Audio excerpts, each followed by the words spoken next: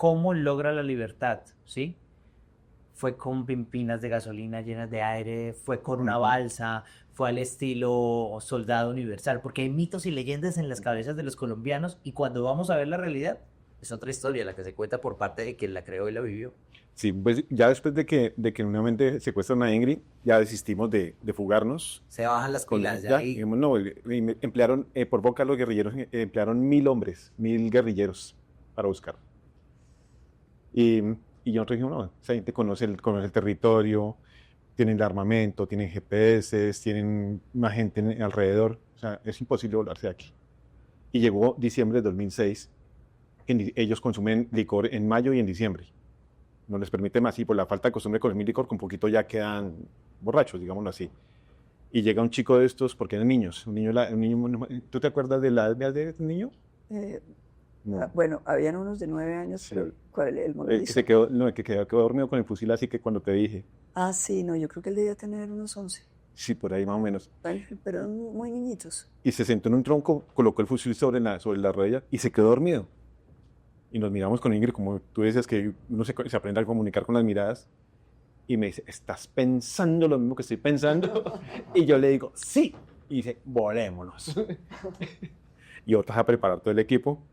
Desde diciembre lo planeamos para mayo, pues por el tema de que consumían licor en ese tiempo y estaba pues también el tema del invierno, que nos ayudaba pues para pues, jugarnos por el río, porque en verano hay ríos que se secan y queda eso sin una gota de agua. Entonces pues también lo planeamos para allá. Y ¿Puedo decir todo el una mundo. cosa? Miren, hay una cosa muy, muy linda, porque cuando en ese diciembre decidimos volarnos, Pincho me dice, bueno, pero ¿cómo nos vamos a volar? Porque yo no sé nadar. Yo le digo, upa, tienes que aprender a nadar. Tienes que aprender a nadar. Óiganme, y durante esos 6 meses, cada vez que nos llevaban, eso se llamaba ir a baño, era la clase de natación para Pincho. Y bueno, fueron tantas memorias. Se la tan tomó en lindas. serio. Y le sirvió. Y le sirvió. Sí. Pero aún no sé nadar bien, bien, pero bueno, por lo menos me quieren el chapaleo. ¿Llegas a dónde cuando ya cruzas el río? ¿Qué pasó? Ya salgo del campamento y me meto al río. Ingrid me decía, no te dejes llevar al centro porque una persona, aún sabiendo nadar, es difícil salir del centro.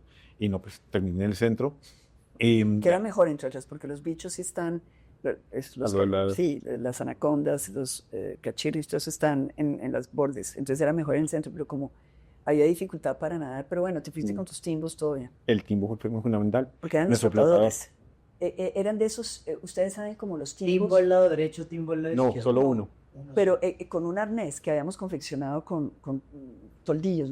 En los toldillos esa malla la confeccionábamos para hacer como un arnés. Claro, porque uno, pues imagínense, todo tiene que estar muy bien preparado porque la angustia para volarse es tal que uno no puede dejar nada al azar. Cada segundo va. Cada segundo y llegar al río es una carrera de obstáculos con los guerrilleros que están obviamente en sus puestos de observación.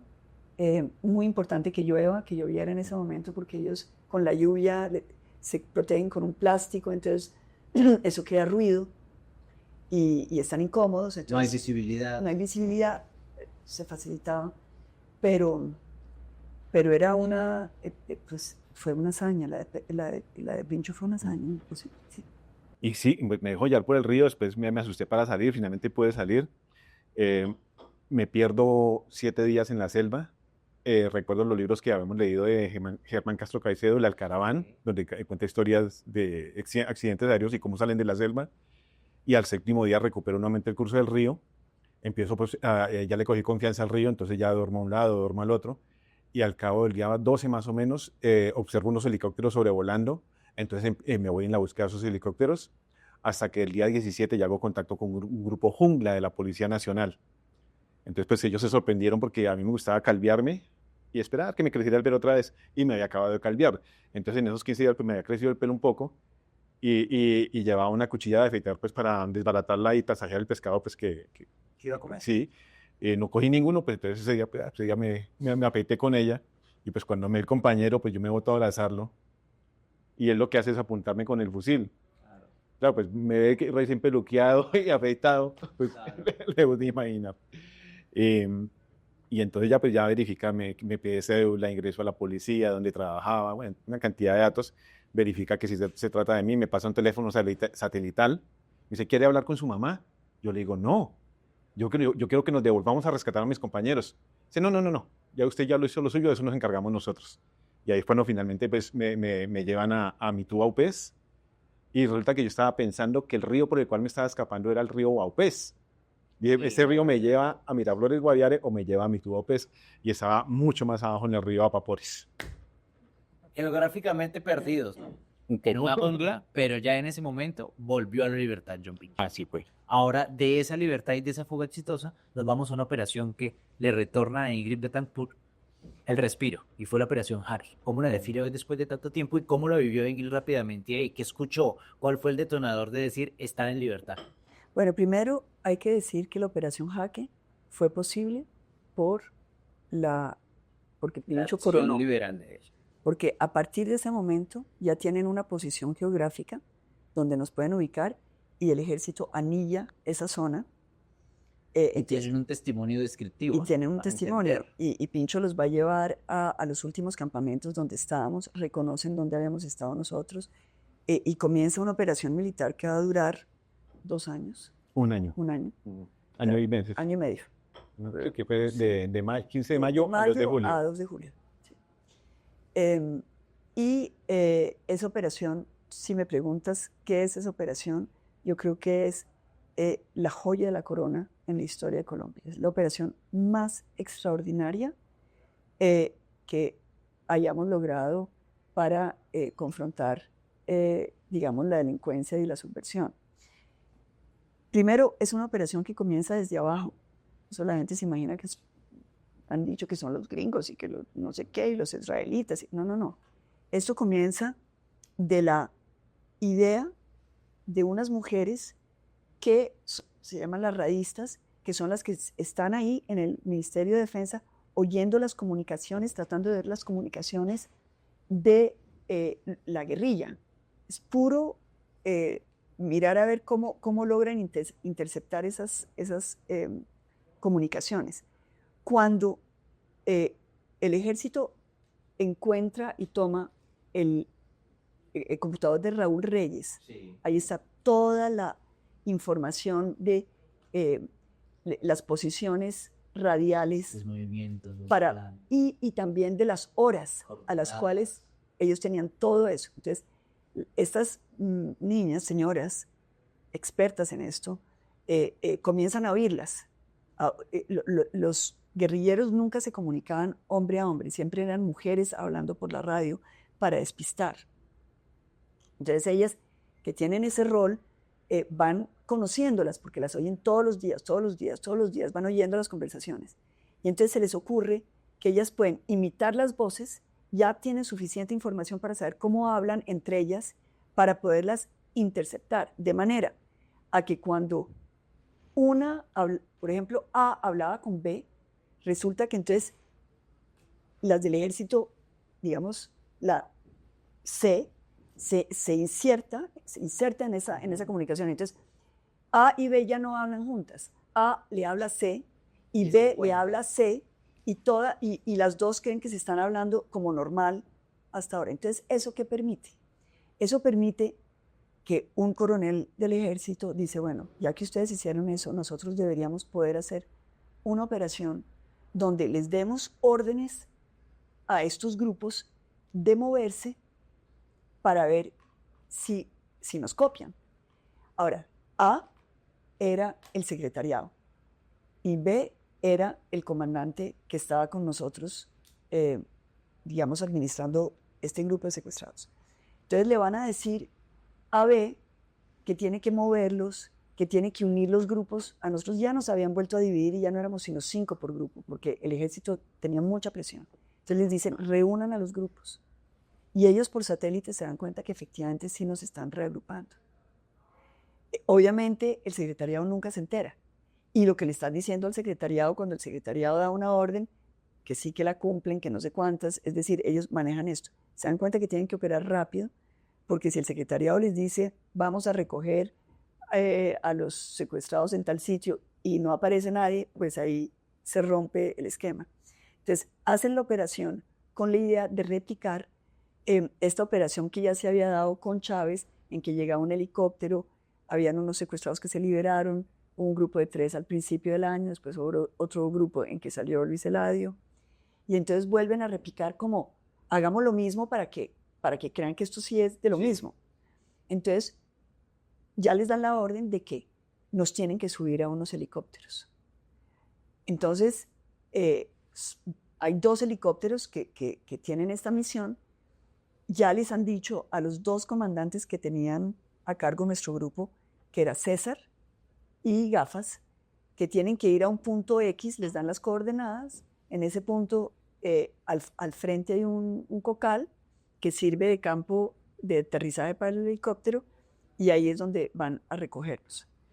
Pero lo que es muy extraordinario es todo lo que envuelve esta operación. Porque obviamente, primero, la angustia del coronel que piense y qué tal que yo haya dado esta idea y que nos maten a todos. La responsabilidad para mí en mi vida de haber lanzado a todo el mundo en esta locura. Y había 2 realidades. Habiendo... ¿Pasaba esto que acabas de decir o nos pasaba mataban a todos? Sí. Entonces, eso es muy bonito porque él voy a contar la historia como me la contó él a mí, y yo soy muy creyente y por eso me parece muy bonito. Él dice, yo estaba en esa angustia, ya me habían aceptado la cosa, esto había subido al general, el general al ministro, el ministro al presidente, todos estaban de acuerdo, y de pronto me confronto yo con que bueno, se va a hacer y es mi idea y yo tengo la responsabilidad de la vida de toda esta gente. Entonces él ya dice, de pronto esto es una mala idea, de pronto esto va a ser un fracaso, y está con esa angustia, y el domingo va a misa. Y va a misa con esa preocupación, y que nunca le habían pedido a él que se supiera leer la lectura del día, le piden que lo haga, y él dice, bueno, ok. Y se para a leer la lectura del día, y ese día era un pasaje de Éxodo en que Dios le dice a Moisés, ve y liberas a mi pueblo. Entonces para él eso fue como, esa es la orden, estoy en lo que hay que hacer, y comienzan a preparar al equipo que iba a ir, que eran los que iban a estar montados en ese helicóptero, para adiestrarlos con clases de actuación, porque ellos tenían que hacer como si fueran una comisión europea que venían a buscarnos un poquito para duplicar lo que había pasado antes.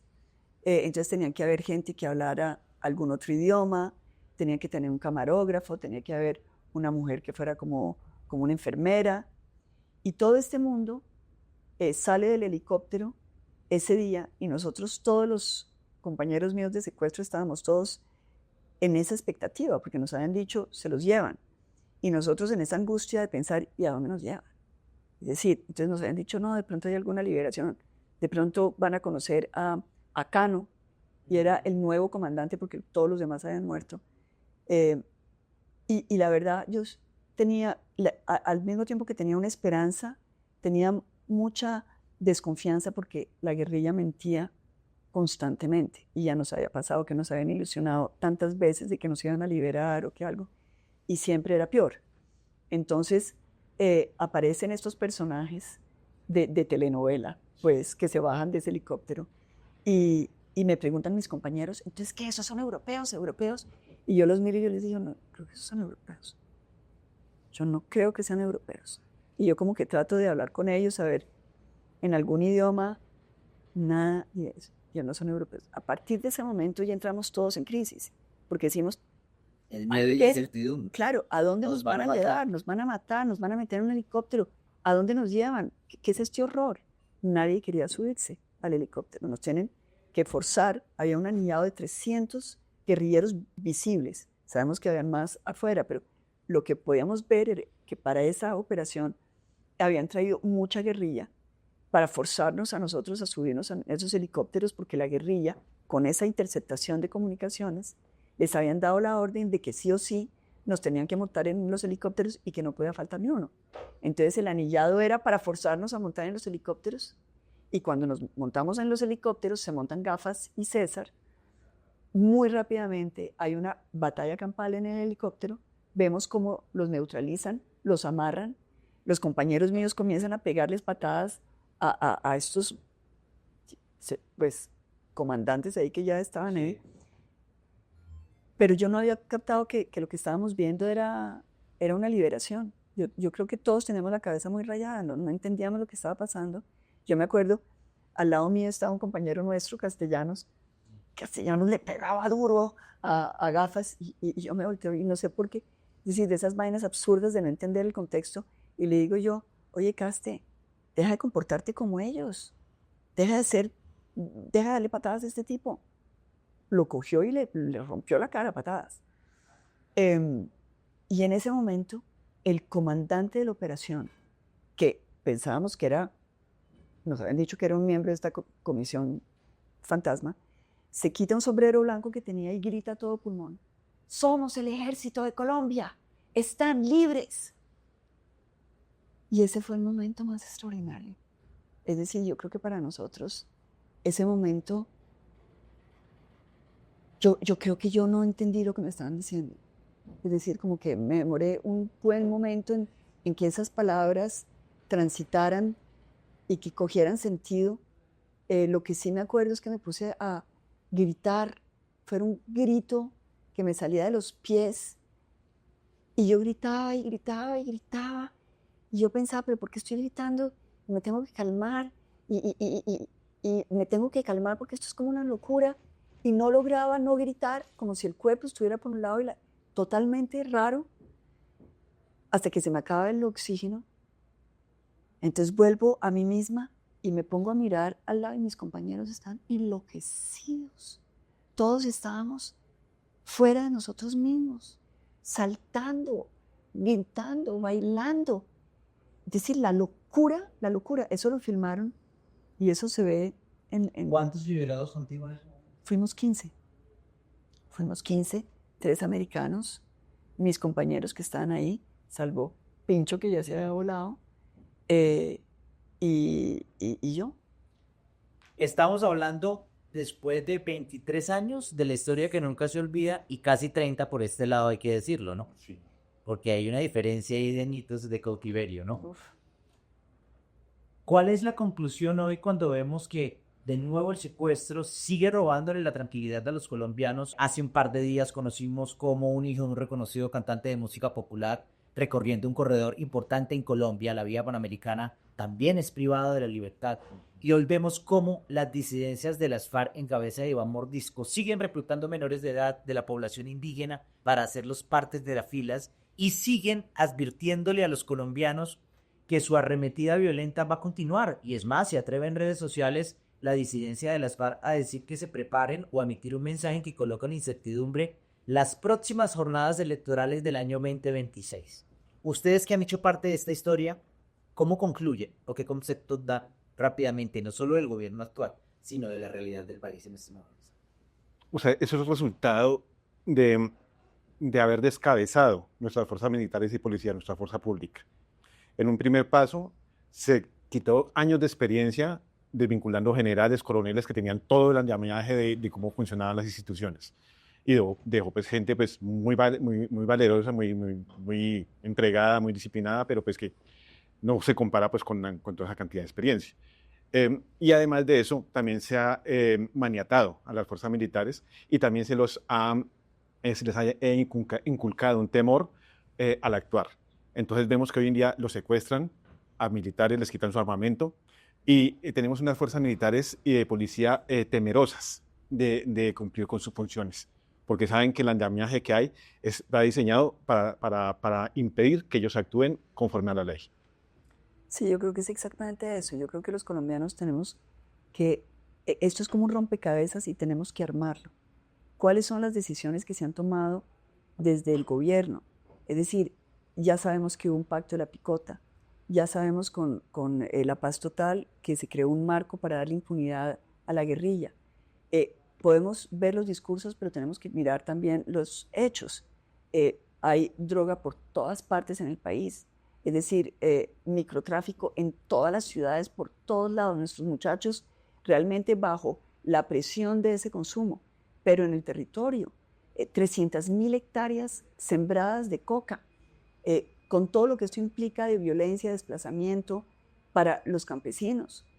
una inseguridad por todos lados. Entonces los colombianos tienen que entrar a reflexionar si realmente quieren seguir en este descalabro o si vamos a recuperar nuestra Colombia para poder saltar hacia el futuro. El descalabro que nombras, tendríamos que decirlo, en este momento tiene nombre propio y es el gobierno que está dirigido actualmente por Gustavo Petro. Sí, yo creo que Gustavo Petro fue un gran error. Yo sé que la gente que votó por Gustavo Petro lo hizo con una intención buena, que era permitirle a Colombia saldar su deuda social. Nosotros tenemos una deuda con los pobres de Colombia. Es decir, porque la politiquería se ha dedicado a robar y a robarle los recursos, todas las oportunidades que tiene el país para darle a nuestra gente. Tenemos un gobierno que tiene un discurso muy populista a favor de los pobres, pero se enriquecen. La señora de Petro está en el exterior viviendo como una millonaria, no sabemos de qué. Los amigos de Petro, lo que yo llamo sus secuaces, es decir, Benedetti, todos los que han comido este gobierno, enriquecidos. La gente que están pagando para decir mentiras, influencers millonarios que están, es decir, alimentando con datos falsos a los colombianos. Entonces lo que yo digo, miren, Colombia en este momento sobrevive porque los colombianos son unos berracos.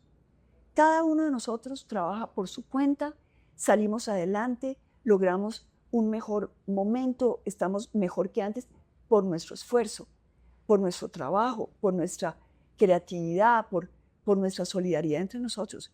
Pero el gobierno nos pone más impuestos, nos sube la gasolina, nos quita la salud, nos quitan las pensiones, el ahorro de cada uno de nosotros.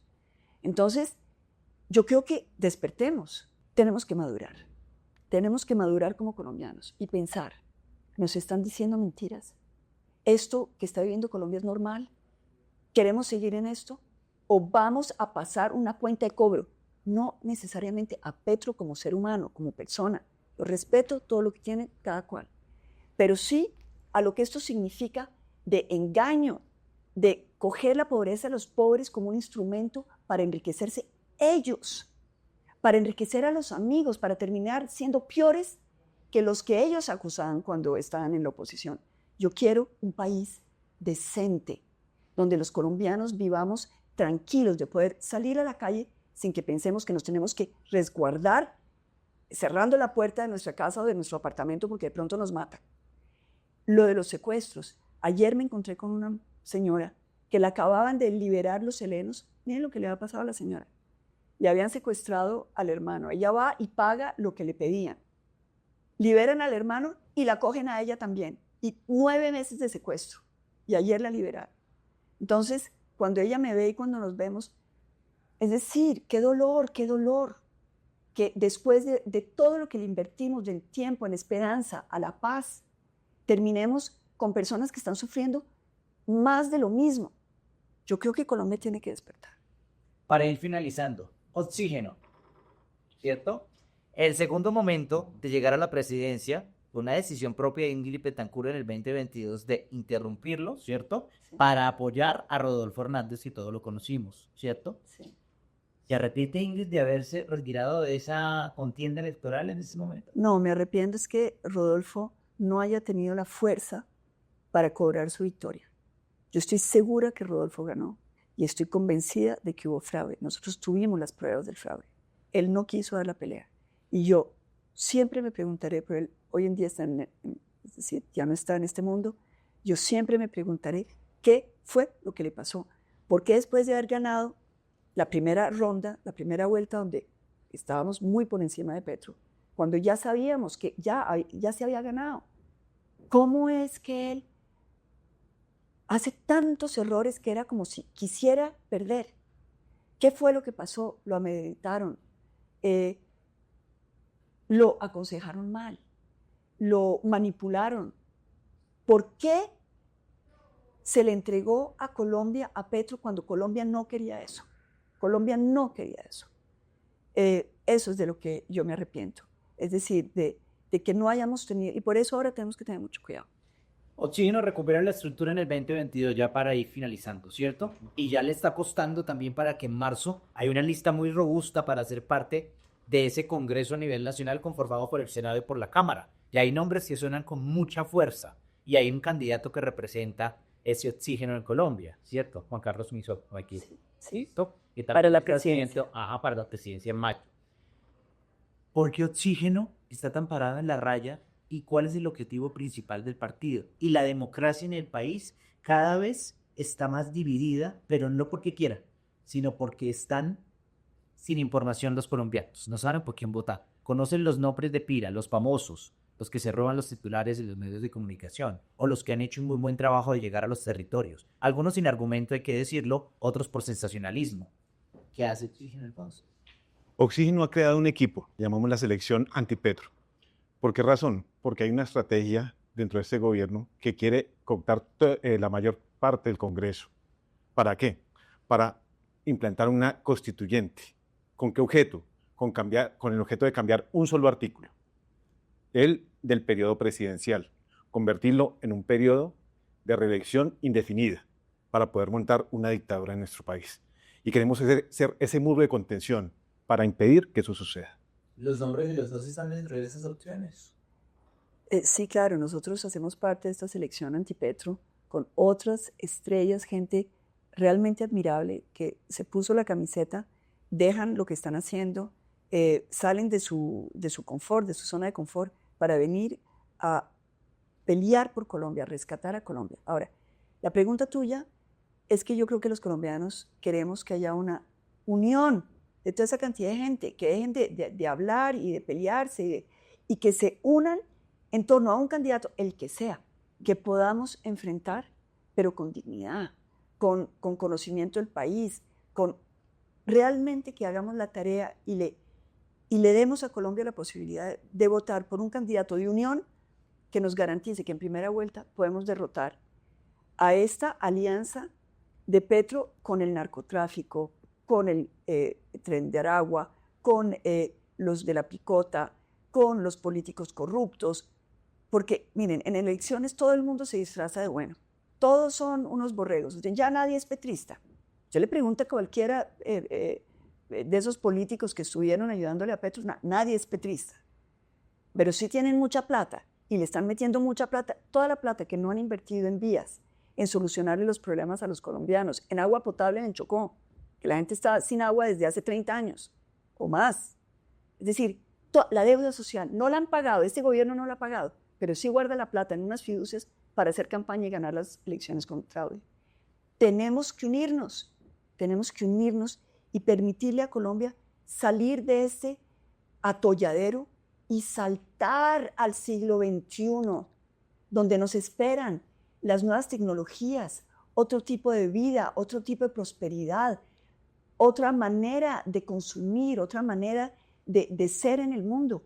Eso ya se está inventando por todos lados y nosotros acá, de vuelta para atrás, 30 años, volvimos a cuando yo empecé a hacer política. Entonces, ¿eso qué? Pues esa es una realidad que vamos a ver reflejada si el cambio no se da en esa jornada electoral que se aproxima. Lo que buscamos en realidad desde los medios de comunicación es que la democracia se ejecute con conciencia en las urnas, ¿cierto? Que salgan a votar, que escojan, no importa quién escojan, pero que lo hagan con conocimiento, enterándose de quién está detrás de esas propuestas, cuál es el objetivo de plantear esas propuestas, cuál es el cambio que proponen también y cuáles son los intereses, porque siempre hay intereses a nivel de los políticos y a nivel de cualquier colombiano. Nadie en Colombia podríamos decir que usamos algo gratis, ¿no? O que lo hacemos porque nos guste o por amor al arte. No, siempre hay sí. No, yo creo que sí, yo creo que sí. Yo creo que hay gente que pues, las monjas, los curas, las personas que están en las ONGs, yo sí creo que hay gente generosa. Y yo creo que en el grupo nuestro, mire, nosotros ya solucionamos la vida. Es decir, no necesitamos nada. Ya tenemos, pensionado de la policía, yo tengo mi vida organizada, todos los que estamos tenemos... No. Ya el trabajo por los que vienen. Mire, nosotros tenemos que empujar para que Colombia salga adelante. Y yo creo que eso es muy importante que Colombia sepa. No todos los políticos, mire, en el Congreso hay gente de raca. Es decir, hay gente que dio la pelea, gente que sabe del país y a ellos hay que volverlos a elegir, pero necesitamos mayorías limpias. Por eso la selección Antipetro, para que podamos llegar a unir esfuerzos con esos congresistas maravillosos que sí hemos tenido, a ayudarlos para que cualquier gobierno no necesite comprar a los rastreros, a los que van allá a hacer negocio, sino que solamente con los votos de las personas que queremos contribuir pasen los proyectos de ley y los podamos realmente pasar por consenso, con tecnología, es decir, de que realmente los proyectos sean buenos proyectos para Colombia, que les sirvan al país y no que sean una confrontación de intereses, entonces yo muevo acá para que este esté tranquilo y acá, ¿y el país qué? Es decir, el interés primordial tiene que ser el de la gente que no puede hablar. Y por eso la representación es importante. Y por eso ustedes, colombianos, por favor, interésense en la política. Ustedes no tienen ni idea quién está en la política. No les interesa porque ustedes salen adelante sin los políticos y eso está bien. Pero hoy estamos con el riesgo de perder nuestra democracia, que no podamos seguir haciendo lo que queremos, ni ir a donde queramos, ni estudiar como queremos, ni mandar a nuestros hijos a hacer el trabajo que queremos, porque cuando llegue el comunismo, eso se acaba. Defendamos nuestra libertad, interésense por esto, para votar por los que son, por favor, esta es nuestra última oportunidad. Nos encantaría seguir echando tinto toda la tarde y mucha tela por cortar, definitivamente, no solo en el ámbito político, sino también en lo que están haciendo hoy ustedes en su vida personal. Sabemos que a nivel internacional nos dedicamos a dar charlas, a contar historias, ¿sí? A cambiar las conciencias. Y por acá también, John Fran, en Colombia, instituciones educativas que contratan sus servicios para narrar desde su experiencia todo el cambio que queremos hacer actualmente. El mensaje rápido de los dos para la gente que ve la calle 96.9, que nos sigue en redes sociales y que quiere conocer un poquito más de todo lo que está pasando en el país desde la experiencia.